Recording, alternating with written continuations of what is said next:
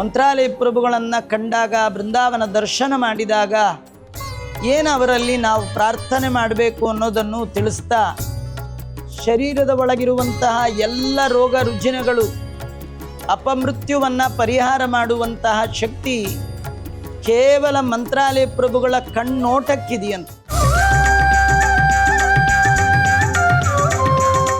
ಆ ಬೃಂದಾವನದ ಒಳಗೆ ಇವತ್ತೂ ಕೂಡ ಜೀವಂತವಾಗಿದ್ದಾರೆ. ಅವರನ್ನು ನೋಡುವ ಕಣ್ಣು, ಅವರನ್ನು ಮಾತಾಡಿಸುವ ನಾಲಿಗೆ, ಅವರು ಹೇಳಿದ ಮಾತು ಕೇಳುವ ಯೋಗ್ಯತೆಯ ಕಿವಿಯನ್ನು ನಾವು ಸಂಪಾದನೆ ಮಾಡಿದರೆ ಅವರನ್ನ ಇವತ್ತಿಗೂ ಕಾಣಬಹುದು, ಅವರನ್ನ ಇವತ್ತಿಗೂ ಕೂಡ ಅವರ ಮಾತು ಕೇಳಬಹುದು. ಸತ್ಯ